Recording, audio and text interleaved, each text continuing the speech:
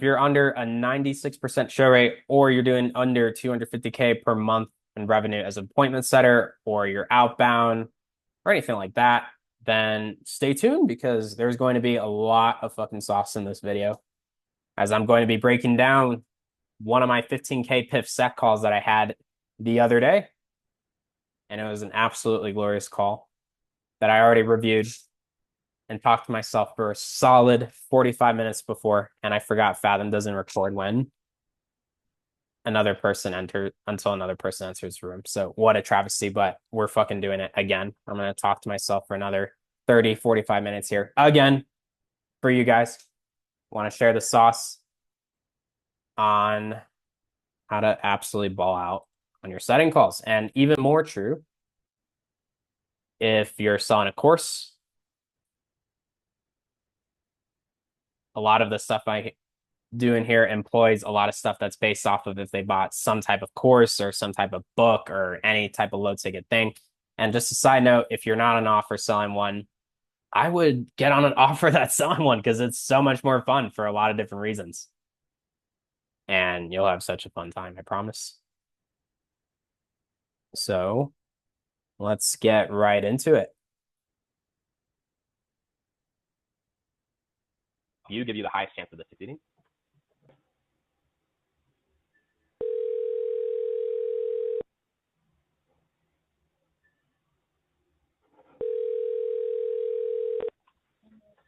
Hi, this. Hey, this is Nick with. How are you doing? Hey, how are you? Good. I am good as well, thank you. I saw you jumped into the course yesterday, so yeah, I wanted to see how it was going for you. How are you finding it so far? Yeah.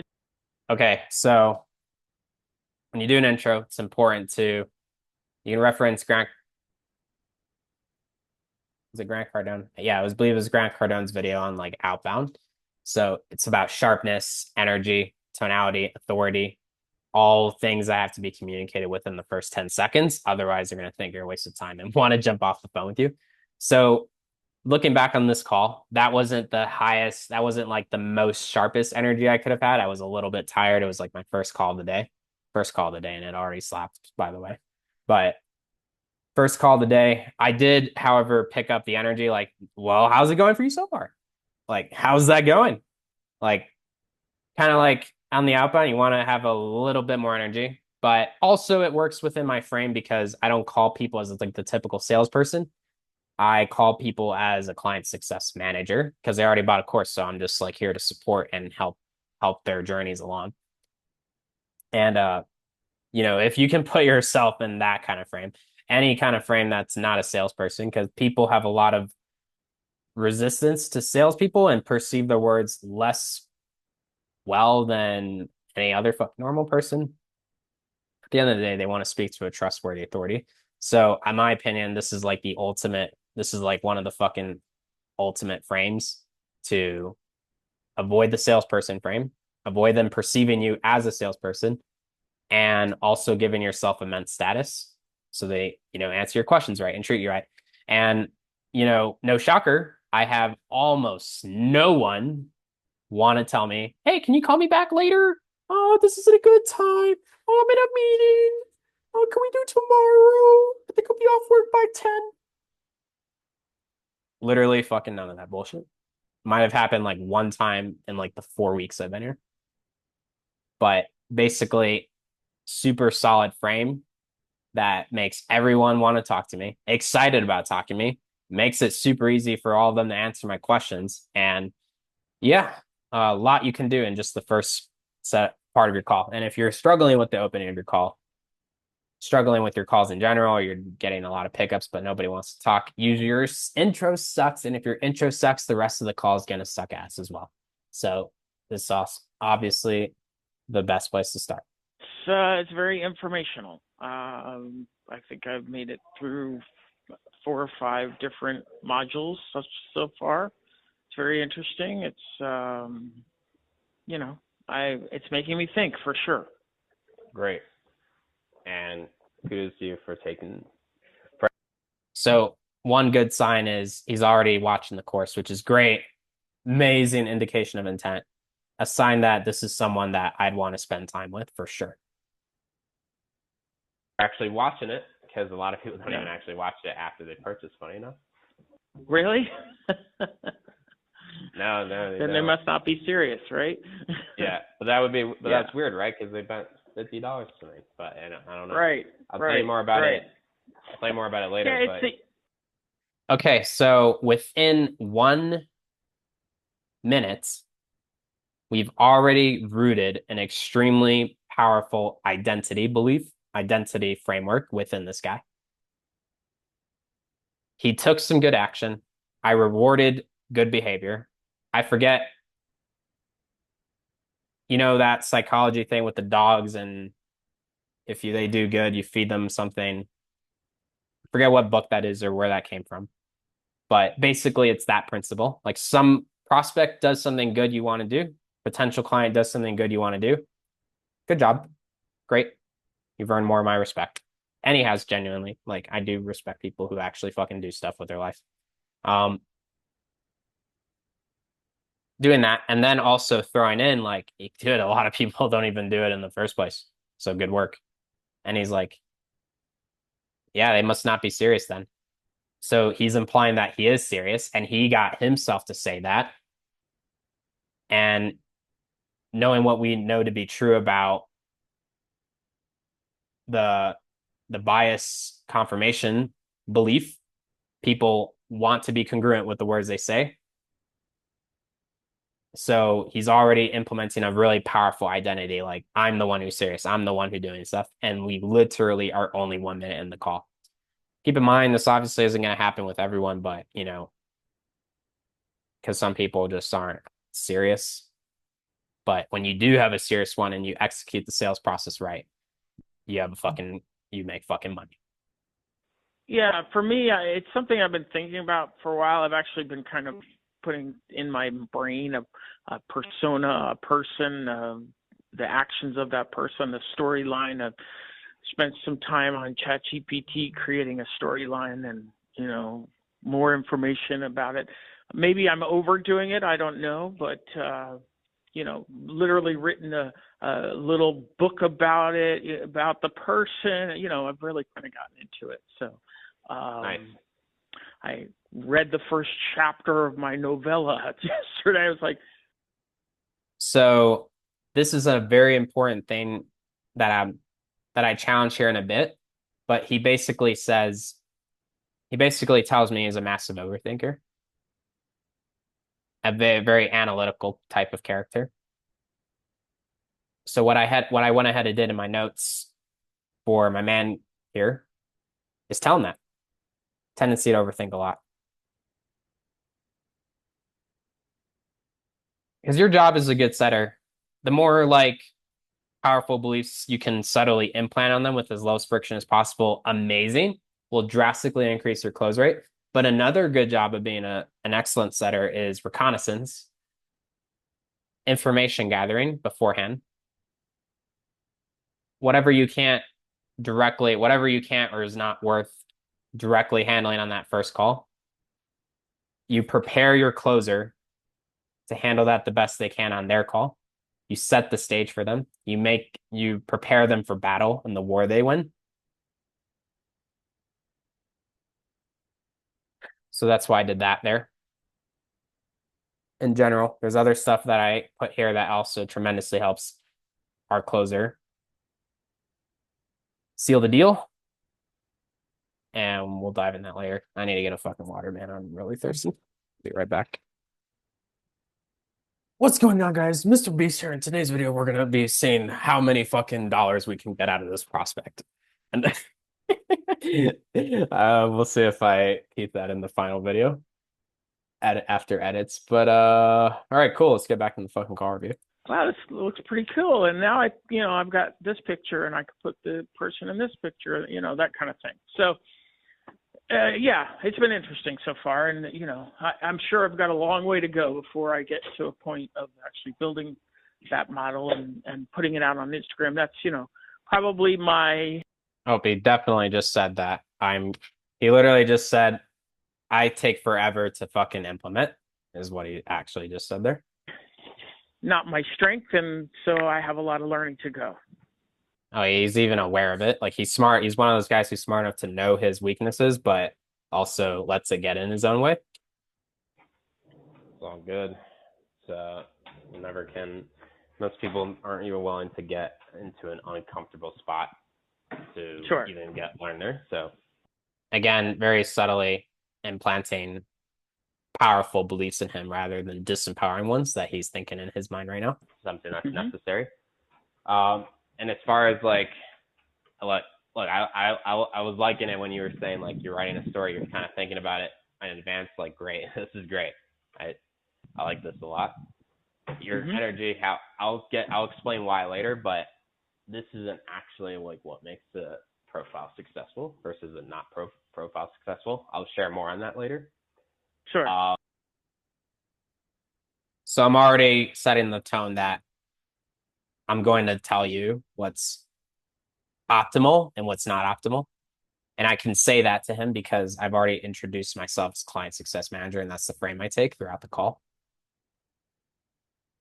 And even if I didn't say that, I'm still the authority. Saying stuff like that subtly is I'm the authority. Like, I'm gonna look, that's not actually what's important. I'll explain why later. But anyways, and also I lost my train of thought.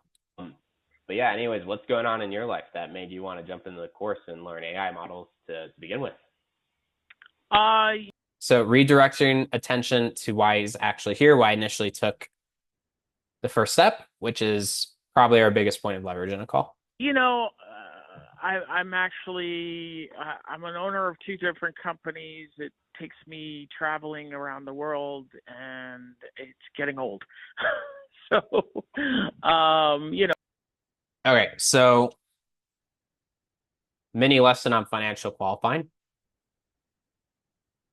I've done 40 units in a month as an appointment setter, and very, very rarely did I ever directly financially qualify someone. I've always just gotten really fucking good at getting the context clues I need to tell me whether it is or not, because it's really high friction to do that on the appointment setting call, especially in this situation where I just bought the course, bro, and you want me to spend thousands of dollars on the fucking next thing. Like, what the fuck is wrong with you? And then like that frame of you need to invest in yourself and to be successful and blah blah blah blah. And it's like, well, I did invest in myself, man. Like, what the fuck? So I don't really like to take that road, and I think it's fucking worse in my opinion. Uh, but yeah, older guy runs two fucking companies. Easy. Like very, very fucking unlikely to be financially qualified. Like I'd rather just set that guy with full confidence, knowing that he can piff, than increase the friction of my call, thinking that he's not qualified. Yeah. So always just get good at it. I mean, the only real times when you directly financially qualify is if like, it's like really bad, like I'm a student, I don't have a job, I've been unemployed for 6 months, I have a stay-at-home mom, I've got 3 kids, shit like that. I'm in massive debt, I'm behind on my payments, stuff like that is the only time when it would really make sense. Other than that, though, you use context clues and, worst case scenario, this guy needs to go on financing, but highly fucking doubt it.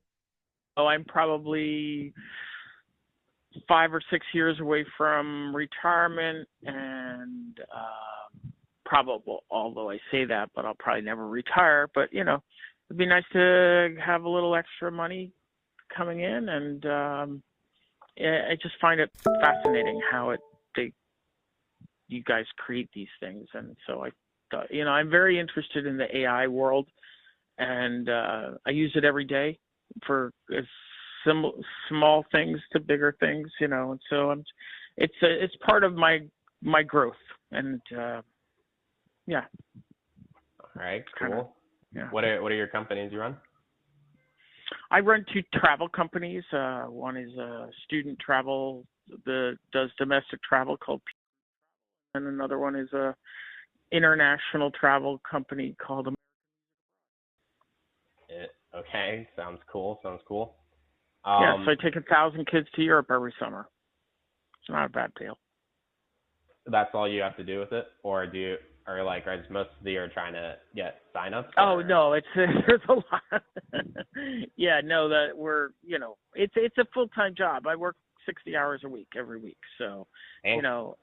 if I could get to a point of if this is something that really can make money and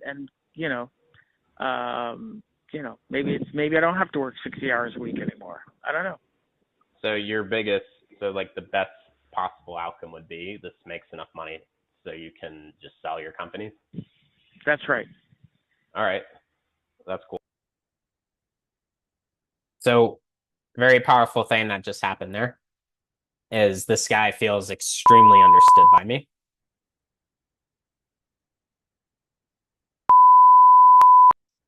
The book Chris Voss, Never Split the Difference, he talks about getting people to that's just right thing. And how you get them there is not with that. I forget what fucking sales book it is, but a lot of people like think acknowledging the prospect is so, Mr. Prospect, you run all these companies and this is a you run all these companies. Oh, yeah, I'm really stressed out in my life. Oh, sounds like you're really stressed out in your life, man. Yeah, I just fucking said that. So it's not repeating back what they said because that's not good. Very fucking salesy. Very like poor salesy thing to say, anyways. Um, but it's saying what they need to hear in a slightly rephrased way to make them go, "That's right." And when they say "that's right," yeah, exactly. Yeah, spot on. Yeah, you get it. Oh yeah, that I mean that you said it better than I could. This makes them feel super, super understood. Like you're really focused with them, you're really listening, and makes them eager to fucking tell you everything else because they want to keep feeling understood.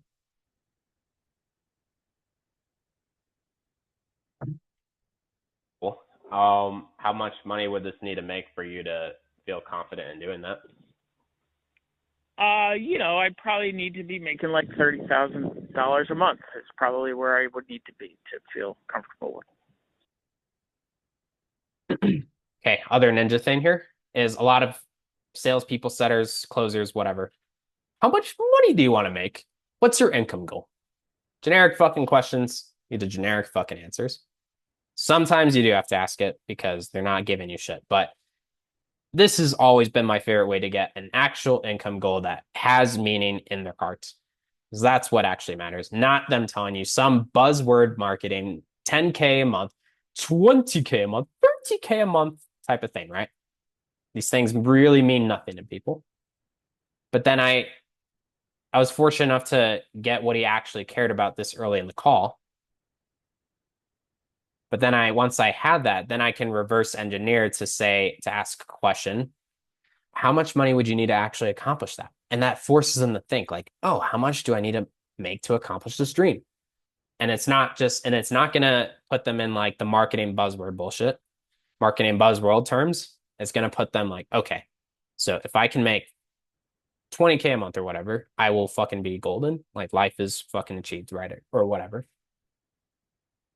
So much, much better way to get a solid income goal that actually has meaning versus, some random like, yeah, it would be great to make 10K a month if it was possible, whatever. Is that what you're Being bringing ready in to with go. what the business is now? Well, the business brings in about $1 million worth of profits, but at the end of Oh yeah, the last thing. Also, simultaneously, ninja way to ask how much money they make without directly asking them how much money they make. Sometimes you need to ask it, it is what it is.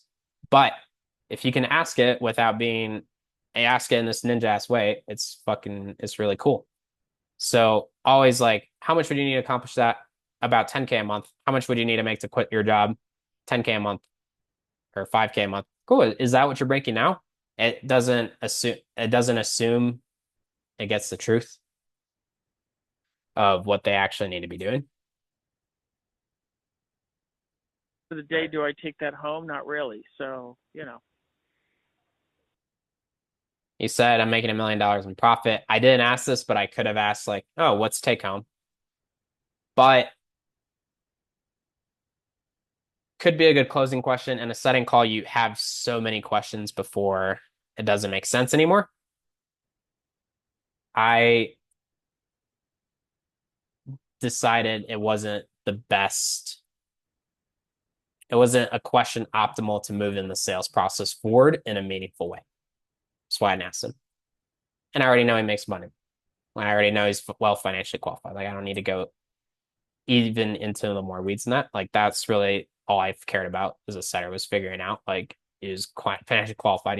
Even $1 million in profit after expense and like there's expenses. Like dude, like the likelihood he doesn't have money again, extremely fucking low. But if I Yeah, sell I the get that. companies, I'll probably make $3 or $4 million too. So All right. Um, yeah, I mean, I heard when you said like tired of traveling around, I could tell like that was where you I feel like that's where most of the emotion is in the like you trying to leave. Is there anything else yeah, about the it's business? about. So that was a little bit the wording there was a little sloppy, but again, shit doesn't have to be perfect. How actually the fact that it was sloppy might have actually made him feel like he's speaking more to a person. But basically, that was a really good emotional anchor, emotional acknowledge it. Like I used my EQ to acknowledge, hey man, like out of everything you told me on this call, I could tell that's where you were fucking like that's where I felt you the most. Tell me more about that. I'm really genuinely want to know. And then he elaborates on it.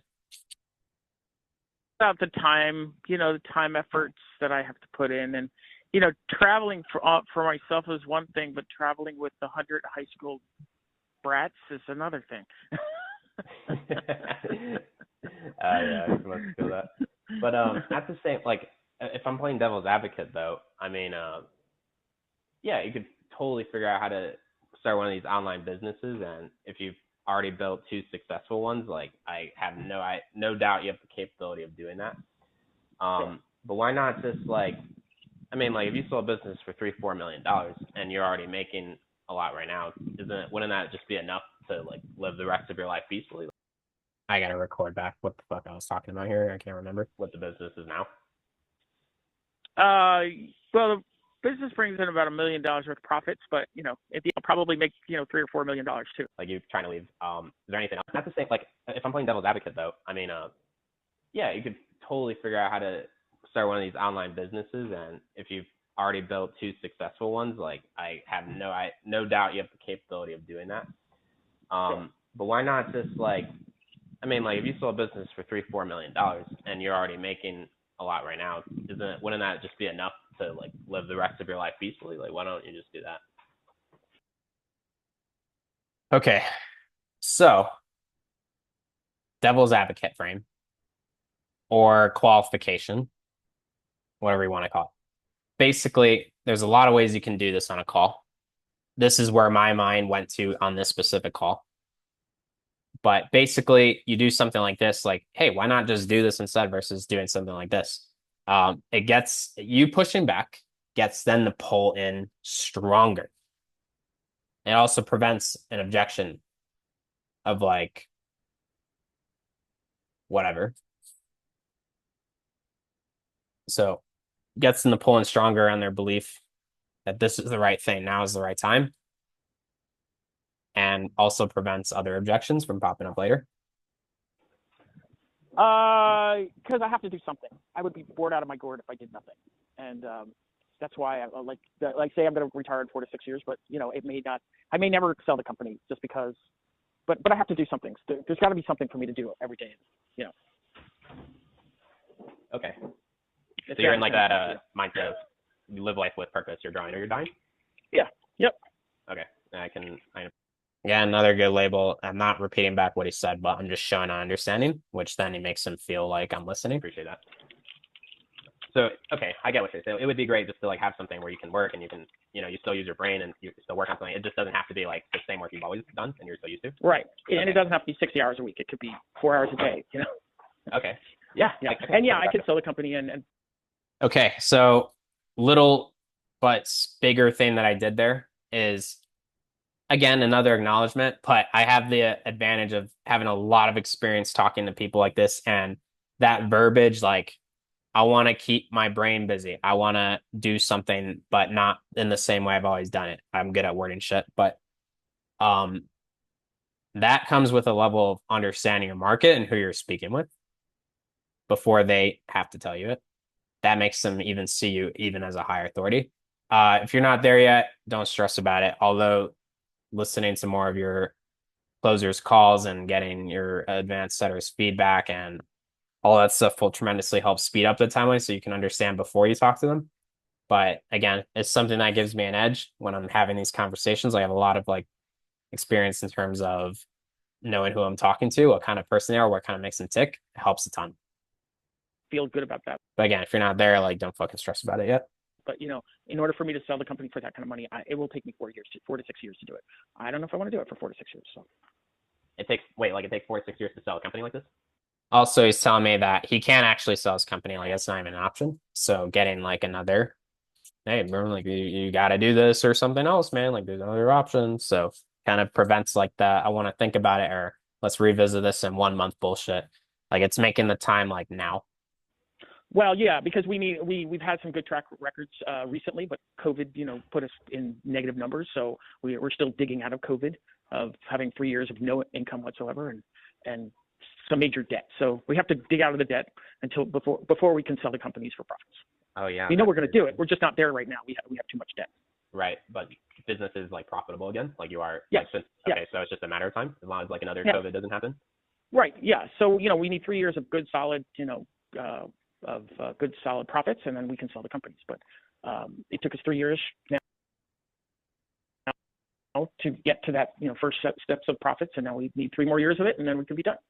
So when he said that, like that could definitely potentially be a financial red flag, even though again, like I highly doubt this guy couldn't afford our stuff or finance it, worst case scenario, even if he really wanted to. But then I also got more clarity and he revealed that, yeah, that's what it was like 3 years ago, but we've been growing for 3 years and we just need another 3 years to get back to 100, which definitely means he's not in like a bad spot financially. Again, I didn't ask this here, but potentially Boehner question I could have asked. Maybe, maybe not. Maybe probably might even be better for a closer call. Would have been like, oh, so when I said, oh, as long as another COVID doesn't happen, you should be good. Yeah, yeah, exactly. Oh man, I'm just like crazy hypothetical, but what happened if another COVID did happen? What would you do then? And that might get his brain into like a fear state, like, oh my God, if that happened again, yeah, if that happened again, I really have to figure out something so I don't have to depend on these agencies anymore or depend on these current businesses. And that would have been even more leverage to justify like a one call close, advanced upsell, etc. All right, makes sense. Cool, cool. And you tried anything else like AI models before, or any other online business opportunities? No, Solution awareness question. I really haven't. Okay, cool. So this is the first step. Nice. Brain was kind of checking out a little there, but I probably should have asked, oh wait, how come? All right, so why is it a priority now versus before? That's pretty helpful background. I guess like moving into this experience as far as working with AI models, what do you? But my brain didn't go there. Again, testament to show that not every sales call, setting call, whatever, needs to be perfect in order to crush. So, you might miss some stuff sometimes, and it's okay. Like it doesn't have to be perfect. The most important thing is they feel connected to you. You're listening. You demonstrate authority. You demonstrate knowledge. You build some value on a lot of stuff, right? But one thing being off, not perfect, isn't going to kill a call either. Value like as a student, or what do you value in terms of support to make sure like to give that would help you give you the highest chance of this succeeding? Like to make this like the smoothest experience possible for you. Also, I like asking, after doing a lot of these calls, it doesn't seem to be the best possible question, but sometimes I do like to ask like, what do you value in the support system? What do you think you really need to make sure this is successful? In the hopes of them saying, yeah, I would like someone to ask questions to, or, I'm worried about this. When that happens, I really would want someone to talk to, or I value one-on-one, or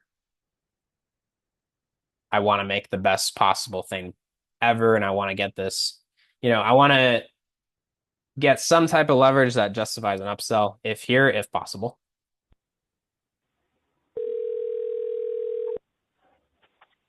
I don't know exactly what happened. So, so good. I Call was cut just off. asking, as a student, like going through this course and just like working on this new business model, like what do you really value in terms of support that would make this like this as smooth as possible that you think would help you give the highest chances of success here? Well, you doing it for me would be my success, but I don't know that I want to pay what it costs to make that happen. Yeah, I feel like it just needs to be. So obviously, I'm not sure how it would be possible, but I think like the most savage closers can and salespeople can like challenge that right there and identity shift whatever. I'm not sure how I could done it there, but either way, part of like how I like to run these calls is by just again making it feel like a genuine coaching call first and then like pitching on the back end versus like, oh, what do you mean? What do you mean like I don't want to pay you guys? Like, you gotta invest money to make money, right? Yeah, bro, I already paid you. So like what the fuck? You already asked me for thousands of dollars. And sometimes there's a lot of these people feeling before I call them. It's like, yo, I already spent $50 fucking dollars, man. Like, let me watch the course. And you're already gonna vet me. You're already gonna challenge me for not wanting to spend thousands of dollars, even though I just did it like 2 hours ago, 10 minutes ago, a day ago, whatever. So don't really challenge it there. However, reconnaissance is one of my main jobs as a setter, like I said earlier, and I write that in the notes. Like he said, he would really value it, but he's also concerned about the money. So I always write that in the notes to make sure my closers are prepared. Get an easy tutorial of the steps that it take and that there's no holes in the steps. That's what's from start to end. And so far so good. But there's a lot of AI model building software out there. I know you guys have offered two so far. Are they the best ones? I don't know. I'm sure there will be more in the course to talk about that stuff. So I just want to make sure I'm doing it the right way the first time. Totally obvious. Want to do it the right way the first time, no holes in the process. All good points of why him getting the next option would be the most in alignment with his goals. Even though he already told us he wants to make 30K a month with this, that would be awesome. That would be the best outcome. So that alone is already enough leverage. This just adds on to it. Totally got you. Okay. So I do want to give you some best practices and things to avoid so they can really increase. So you really have the highest chance of succeeding with this course as possible. Okay. So you already started going through it, but the course. All right. So this is a very uncommon thing I do. And this is where I genuinely give like good, valuable stuff and kind of act like a coach a bit. I know a lot of sales gurus would probably say this isn't the most optimal thing you could do, and maybe it isn't, but it's been working extremely well for me. It helps with my authority and on top of the questions I already asked, but shows like I know what the fuck I'm talking about. I'm here to take care of you. Hey, this call wasn't just me asking you questions. Now I'm going to give you stuff. I'm going to help you. Is a good 2 to 3 hour fundamental overview of creating your AI models. You've already seen two of the platforms we use. We'll give you a third one called OmniMe. These are good intermediate platforms that will help you produce a good quality intermediate. So this is what you got. This is here. This is what you're gonna get through it as fast as possible. Just really showing like I'm here to fucking guide them. Model. And then it's going to show you how to set up your Instagram. So basically the site where we drive all our traffic from and we get all our customers. Pay very, very close attention there because a lot of students' accounts have been getting flagged and banned recently for kind of like silly little mistakes that they just didn't set up properly. So they could have avoided it if they just set up properly. So just, when you're going through that, just heed very closely there to what we're saying.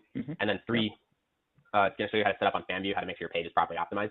A lot of people like to sometimes do what it doesn't say. It just needs to be very simple. It's just like a checkout page. Like don't get too fancy with that part. It doesn't need to be. So course is going to walk you through all those at a high level, very fundamental.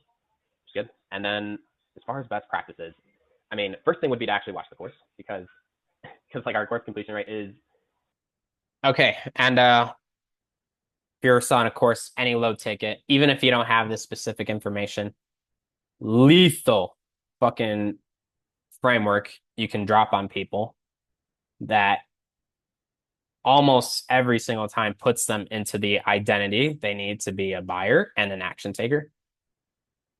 Extremely, extremely effective. And it's such a low friction way and an easy thing to say as well. Unsurprisingly to me, but surprising to a lot of people, 2%. So, Wow. yeah, 2% of people buy the course, don't even go through any of it, or 2% of people buy the course and actually complete it. So, yeah. So if we could just get through. My goal to watch it like two or three times before I actually put anything into practice. So, Every single fucking time they always say, yeah, I'm gonna be the top 2%. I'm gonna watch the course. I'm not gonna be one of those guys. So very powerful, the fact that they even said that. And also you're leveraging tribalism, people's need to belong to their tribe. And in this case, the tribe that gets them to take action and buy and be an upsell. So that's a very primordial feeling we're leveraging there. We're leveraging cognizency bias. The consistency bias, where like they want their actions to be congruent with the words they say. We're leveraging deep identity frameworks, which is one of the biggest movers of people. So a lot of fucking powerful, deep psychological frameworks we're implanting in people without them even fucking realizing it. That's another thing. Like you implant these beliefs in people without them even fucking being consciously aware of it. And you're pretty much just moving them. Like everything I fucking have said in this call is engineered to get the outcome of him being an action taker. Confidence buyer. Someone who succeeds. So that's why that worked really well. Just a side note. I know myself. I'm one of those people that have done that in the past, and I don't want to be that. In terms of support, that would make this. Fuck, I didn't mean to do that. But again, I'm one of those people that did this in the past, so he's admitting it wrong, acknowledging he's not going to let it happen again. So that's actually good leverage. For like silly mistakes that they just didn't set up properly, so they could have avoided it if they just set up properly. Unsurprisingly to me, but surprising 2 or 3 times before I actually put anything into practice. So, I need to watch it a couple times. Oh, you guys remember how I said this guy is a massive overthinker earlier? I fucking called it. I fucking knew it immediately. One of those guys who's going to watch the course a bunch of times before doing anything. And no surprise if he actually does do that, that is going to be a detrimental thing to a setter call, to a sales call happening in an effective way. Because then he's going to say, well, you know what? I've only watched the course 2 times, so I don't feel like we're ready for this call. Can we push it back a couple weeks?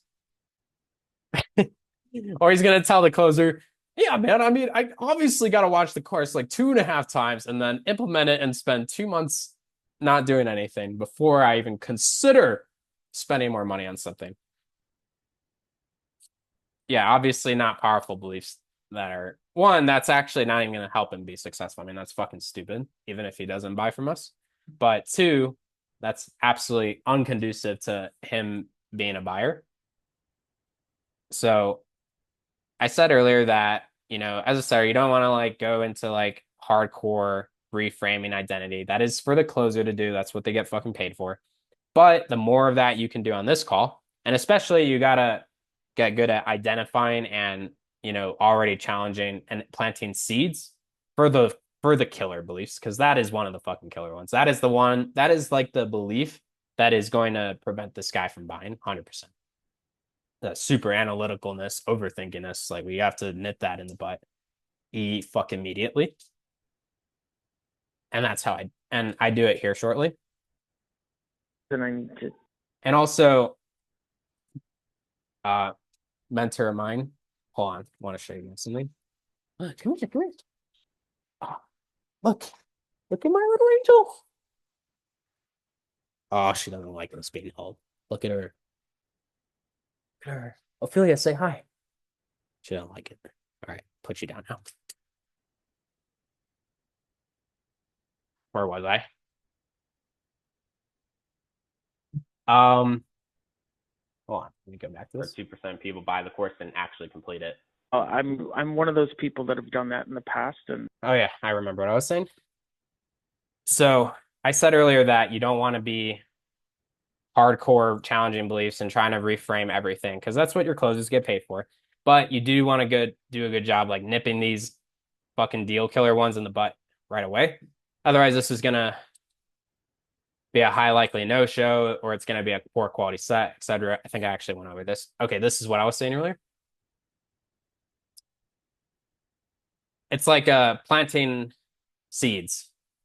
So if you set a call and he has a bunch of shitty beliefs and a bunch of shitty expectations rolling into it, you have now given that closer a fucking absolute mountain to try and tackle in an hour call. And sometimes it's just way too goddamn much. Like it's just like or even if like the closer is an absolute G, super good, that's a 2 to 3 hour, super really difficult call because you didn't do any of this on the first call. So the more of this you can do on the first call, the better you can set the stage and more powerful beliefs you can subtly implement with as little friction as possible. Then on the closer call, when they likely have to challenge them again on it, it's not going to be the first time they heard it. And thus it's going to be a much easier one call close. Potential for one call close in action. So then the guy's going to think like, when the closer's challenging him, like, yeah, you know, the last guy kind of said that too. Yeah, you're right. Yeah, you're right. I mean, you guys clearly know what you're talking about. Yeah, I thought about, yeah, you know, you're right. And then he'll buy. I don't want to be that for this. If I'm going to be successful, I need to watch it a couple times, and I need to, I watch the first time, and I'm going to take notes on the second time, and then I'll just try to put it in practice the third time. So, see, that's actually not the best practice either. Okay. That's like the second biggest mistake is just watching the course 1 or 2 times and then not actually doing the stuff we're telling you to do as we go through the course.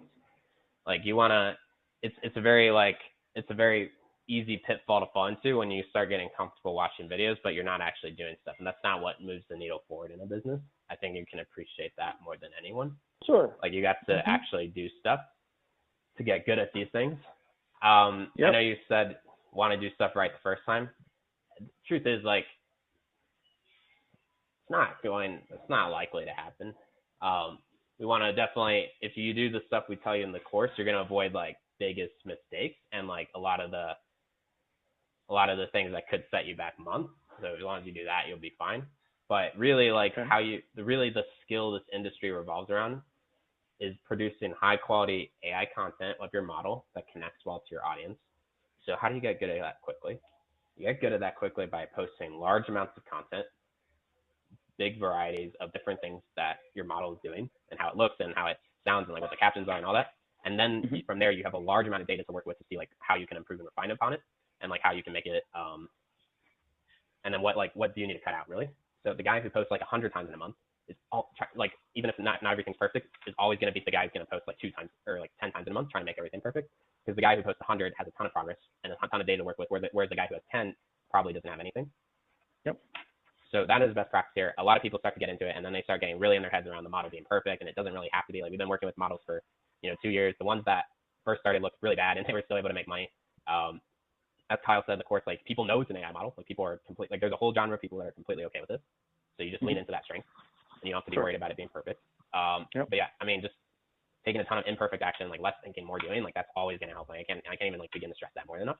Like based off of some of your language patterns, definitely the kind of guy who would overthink stuff, and that is the biggest thing to be cognizant of as you're going through it. Like just don't like kind of like break that habit if you want to get this done as fast as possible.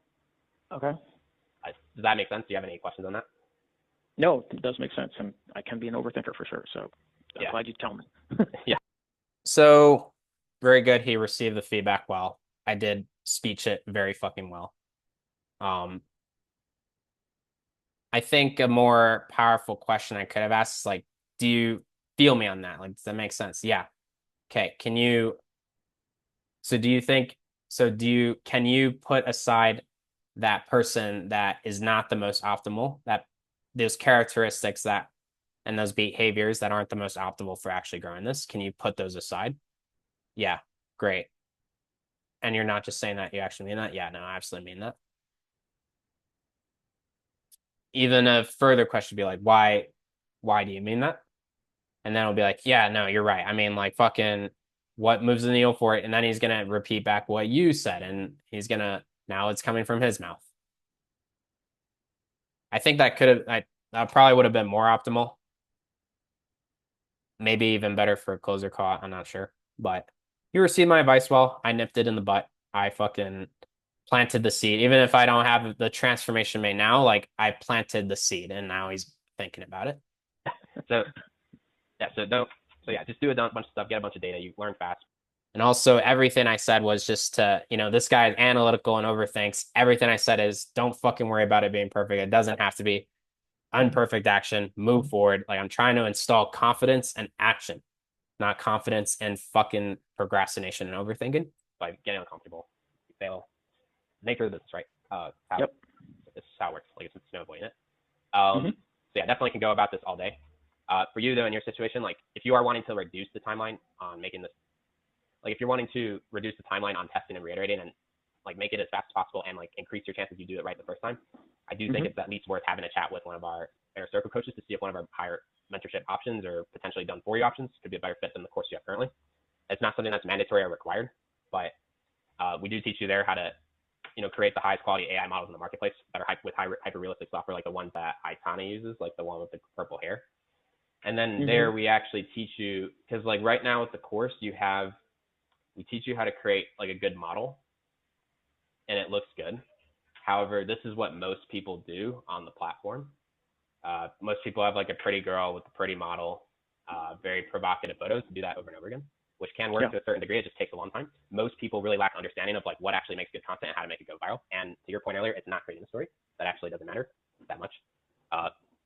It's about like knowing how to do hooks. It's knowing about how to create stories, it's understanding like modern day brain rot culture. It's understanding like modern pop culture references. It's understanding all that stuff at a very deep level that really makes an account like grow and really helps like your audience feel connected with the AI model. So these are all things that we focus on at a higher level with you. So you can really create a model that stands out and is able to like get traction as fast as possible. That's one of the things. I want to like go into all the details right now, but basically on the next call, we'll just see if like that actually makes sense, see if something you feel good about, maybe you want to do. If it does, great. And if not, that's also okay as well. Like just as a bonus for attending those meetings, we still give you more feedback and feedback and advice for helping you grow your AI models that we don't specifically mention in the course, kind of like how we've done now. Sure. Does it sound good? Yeah, that sounds great. Okay. So let's go over that. I'm gonna admit I don't have this like fully fucking ironed out to the scientific process yet. I kind of made up a lot of the stuff on the fly. Maybe some stuff here isn't optimal because I did do a little pitching of like, oh, this is what you get here. And I was doing a little bit of pitching, but also at the same time, it's creating a value separation. Like, this is what you get in course, and this is why working with us will be here. Like, I did a lot of that, explaining a lot of that. And then the more important thing I want to acknowledge that I did there towards the end is like the whole time I make this sound like, look, it's optional, it's not mandatory. You don't have to do it. It would help tremendously though. I don't want to make him feel like I'm fucking shoving this thing down his throat. Like very low risk call. Like he's not gonna jump on that call and he's gonna get hard pitched by some dude, right? It's very like value driven process first, sell later. If you want to, it's your choice. That's the whole framework I lean on. And also the last thing I said there, I don't think a lot of setters do. I think a lot of people miss this, but again, you want the resistance and the fear of, you want their fear to be subsided as much as possible. You want the barrier of entry to be, when it comes to the book in that call, as low as possible. So I say like, look, if you don't want to buy, if it doesn't make sense for whatever reason, that is also okay. Just as a bonus for attending those meetings, we give you this information that we don't give you in the course, just to help you out. Because either way, we're on your side. or either way, we're trying to support you. And, you know, because I took like time to give him some coaching earlier, he's going to believe that because he's going to believe that the next call is like helpful, good questions, you know, good feedback and advice for models. Just value first, selling second. He's going to believe that because he believes me the fuck ton because I've already done it on this call. So why wouldn't it happen on the next call? He already views me in high status. So the fact that I gave another person even higher status than me, he's just going to be even more excited and intrigued to talk. Like, oh my God, Nick was awesome, dude. Like, who the fuck is more awesome than Nick? Like that I don't even think that's possible, but I'm fucking curious to find out. Um, and also that's a hook. That's slightly deceptive because I don't think the closers actually on the software give that type of knowledge. But whatever. Because it doesn't matter because they never remember that stuff anyways. Like they never remember, so you don't even worry about it. But it is a good hook to be like, oh, I get on the call, I get more good, valuable information that I wasn't gonna get on this call. Awesome. And he's already given me good information. He's absolutely telling the truth. I guess it sounds like a good plan. And then yeah, that's probably why my show rate's 95%. Wow, awesome. I want to keep giving you time to keep chugging through the course so you have like more good questions before that call.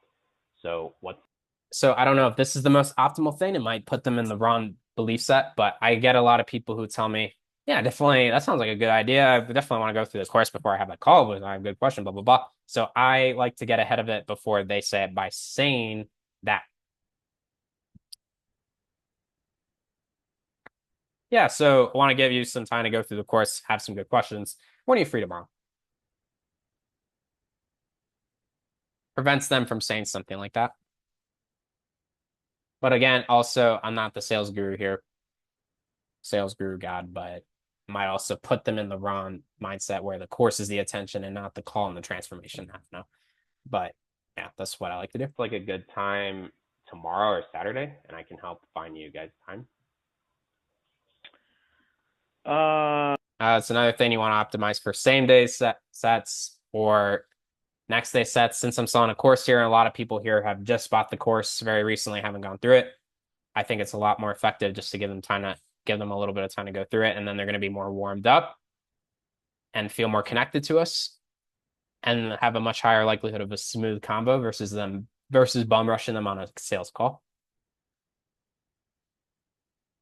But again, like, you know, situational awareness is important. Like if they came on the call and they're like, yeah, I want the upgrade, like I'm like fuck going through this course, like I want to fucking smash this thing. I'm like, yeah, same day, fucking same day all the way. But other than that, you know, optimize for the next day or the 2 days at the fucking. So, you know, it's hard for me to do it during the day work time, but and depending on the time of the length of the call, you know, would make a difference too. But like Saturday mornings are great for me. I'm usually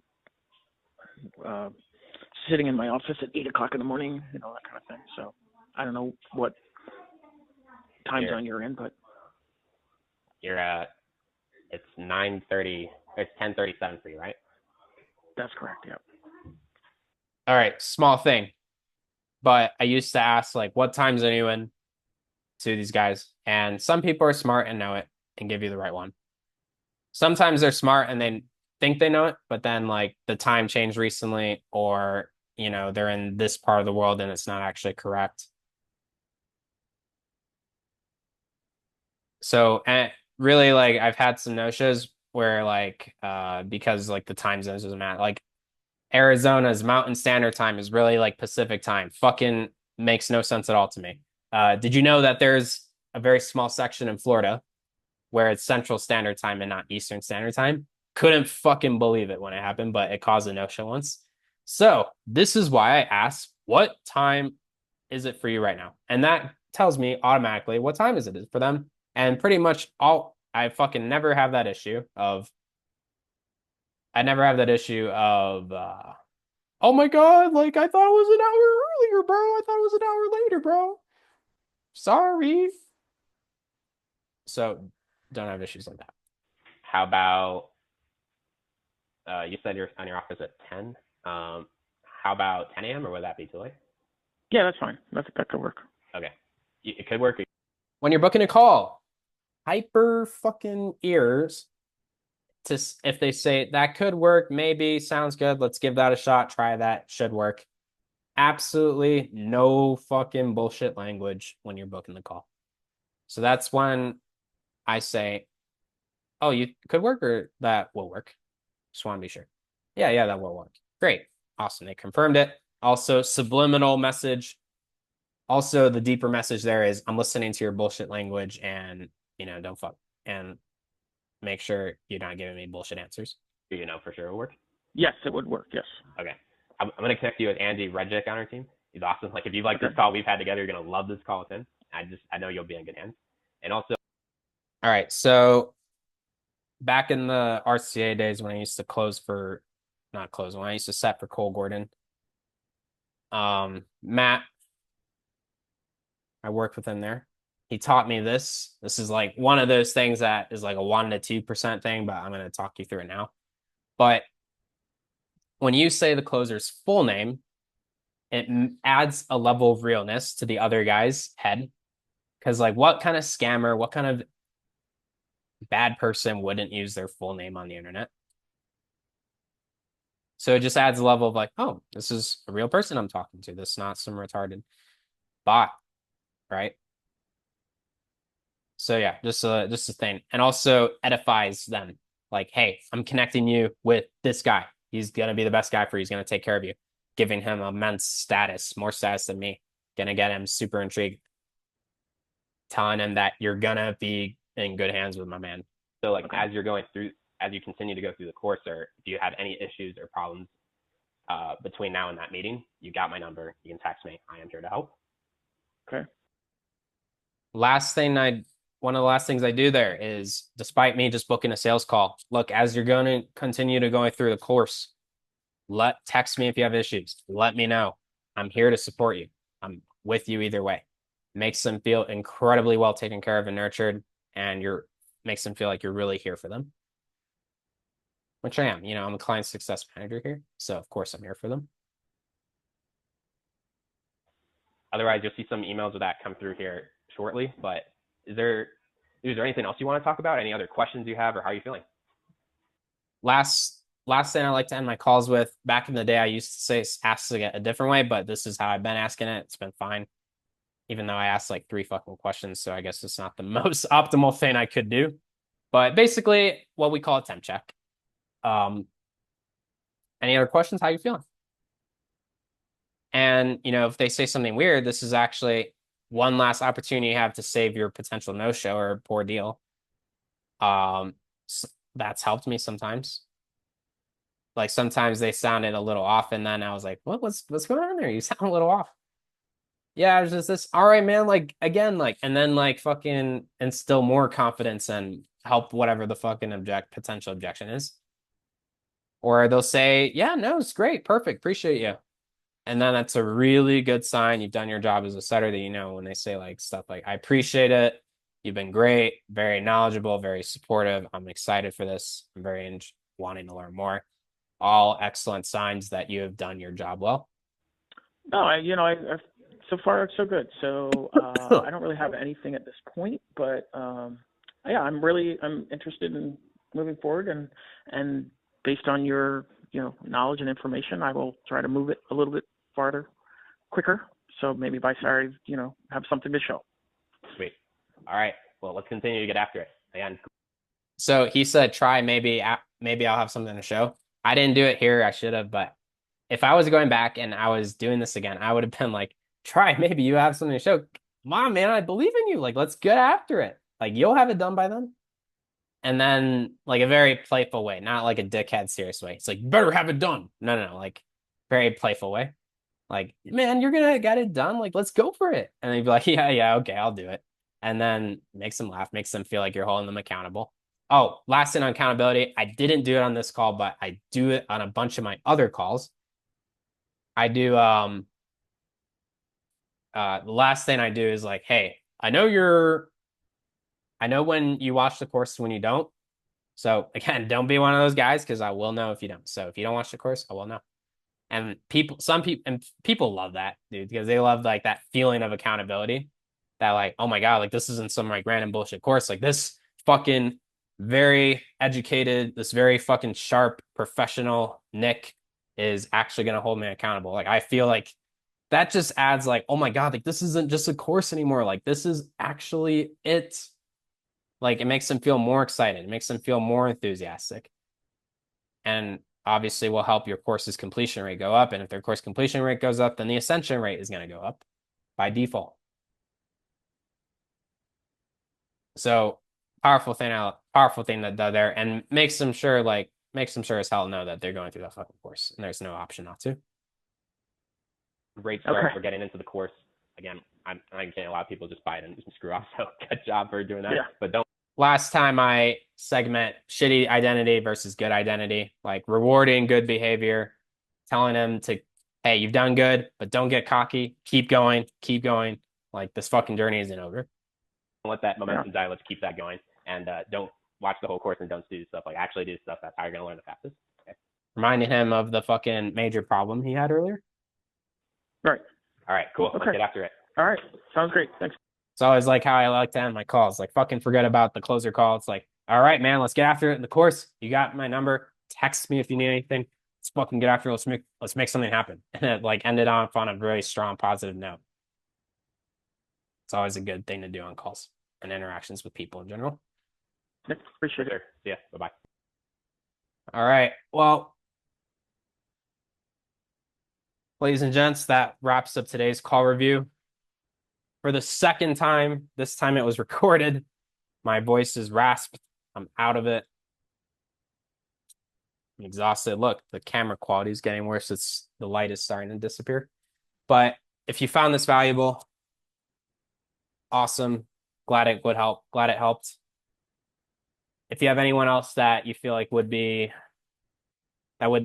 value out of watching this thing and isn't doing a 95% share rate or under 250K a month or over 250K a month in revenue, send it over to them. They'll probably be grateful for it because there is sauce here, as you can just see.